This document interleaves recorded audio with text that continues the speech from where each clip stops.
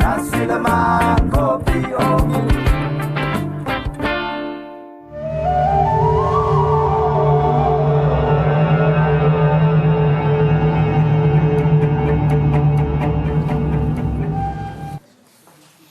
Bismillahirrahmanirrahim. Assalamualaikum warahmatullahi wabarakatuh. Alhamdulillah wassalatu wassalamu ala Rasulillah wa ala alihi wa sahbihi wa man tabi'ah wala. Alhamdulillah kita sekarang ni berada pada bulan Zulhijjah, bulan Zulqa'dah, dan kita akan masuk pada bulan yang sangat istimewa yang namanya bulan Zulhijjah. Dan dalam bulan Zulhijjah ini ada satu amalan yang kita kena lakukan dan kita kena bersungguh dan berazam untuk kita lakukan, iaitu namanya ibadah korban.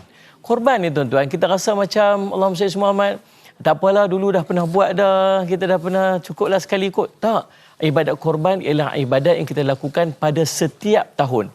Allah sebut dalam Al-Quran, dalam surah Al-Kawthar, Inna a'tainaka al-kawthar fasalli lirabbika wanhar. Itu ayat yang menceritakan tentang kenapa kita kena buat korban.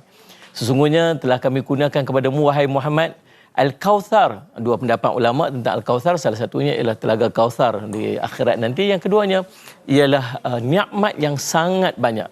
Maka fasalli rabbika, solatlah kepada Tuhan kamu dan lakukan ibadat korban. Tuan-tuan boleh bayang tak sepanjang tahun, masya-Allah ni, berapa banyak nikmat yang kita dapat, material, non-material. Gaji kita dapat banyak mana, masya-Allah. Kalau kita totalkan setahun tu entah berapa puluh ribu kan. Kemudian kenderaan kita, rumah tangga kita, macam-macam kita kira ada sebagai material punya nikmat ataupun non material. Sihat, mata boleh nampak, telinga boleh dengar, masya-Allah. Anak-anak kita yang Allah bagi, ada yang dapat cucu tahun ni, ada yang kahwin tahun ni kan. Tu bernilaikan dengan nilai wang, dan Allah minta apa ni? Satu bahagian korban pada setiap tahun. Tapi apa yang kita buat? Apa yang kita kata? Tak ada, tak cukup. Masya-Allah. Pasal apa tuan-tuan? Pertamanya kita memang tak ada niat nak buat. Sebab tu bila kita tak ada niat nak buat, kita main. Yang kedua, kita tak ada plan nak buat. Cuba bayangkan kalau sehari letak RM2, saya letak RM2, cukup tahun dah RM760, dah tambah sikit dapat dah satu bahagian korban.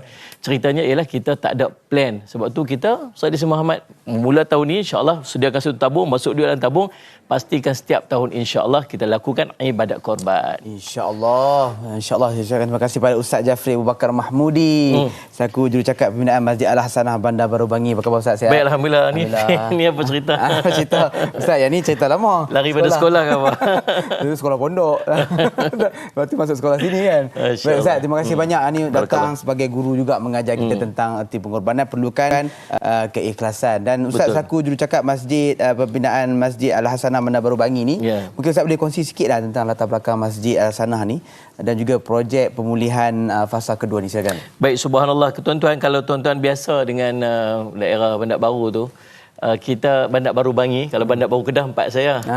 Bandar Baru Bangi itu subhanallah ada satu masjid yang tersergam indah, yang kubahnya berwarna hijau, masya-Allah, menjadi landmark kawasan itu yang namanya Masjid Al-Hasanah Bandar Baru Bangi. Masjid ni tuan-tuan, subhanallah, dia bukan sekadar masjid biasa, tapi masjid yang sangat-sangat diimarahkan. Kalau tuan-tuan pergi pada bila-bila masa pun akan tengok akan sentiasa ada jemaahnya. Betul apa betul? Aku duduk kat area tu kan? Saya pernah pergilah. Pernah pergi, insya-Allah. Masjid tu pernah sampai. Ramai. Kalau tuan-tuan pergi buat kuliah, masya-Allah, kalau tuan-tuan ikut, biasanya jemaah dia sangat ramai, dan program-program yang dianjurkan di masjid itu sangat aktif.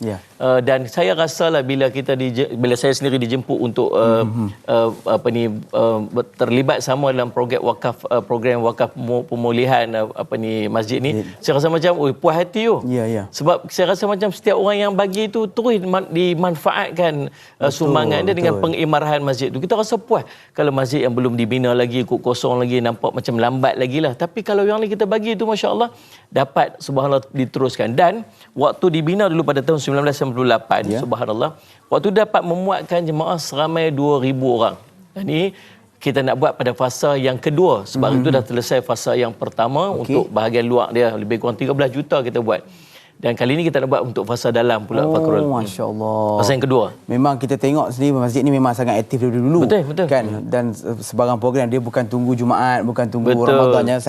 Jadi kalau Ustaz boleh kongsi sikit dia punya sasaran, jumlah kos untuk, kalau tadi fasa pertama, untuk fasa kedua ni mungkin ada target tertentu pihak masjid sendiri. Fasa kedua ni kita nak buat, Allahumma salli Muhammad, sistem penghawa dingin, sistem audio, sistem elektrik, mihrab, kerja-kerja yang berkaitan, dewan seminar, bilik sumber, dataran kafar, bilik serbaguna, bilik tutorial dan sebagainya. Dan kos keseluruhannya itu kita cadang, kita nak cari dalam 7 juta.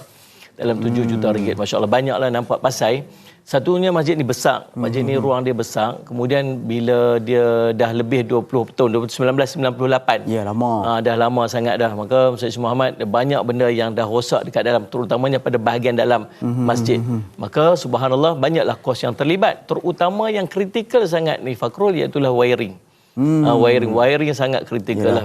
Di besi-besi tu tengok tu pipe-pipe besi lama zaman dulu orang tak pakai dah lah ni. Takut berlaku lintar pintas dan sebagainya, maka nak buat balik wiring semua balik dengan kos yang begitu banyak. Dan alhamdulillah hasil sumbangan dan dukungan daripada tuan-tuan sekalian, kita telah berjaya untuk mengutip sekitar 2 juta ringgit. Alhamdulillah.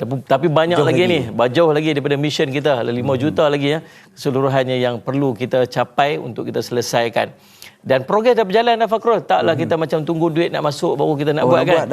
Tak, kita dah start berjalan dah. Setakat mana kita mampu dapat sikit, kita jalan sikit dan sebagainya. Dan masjid terus bergerak seperti biasa.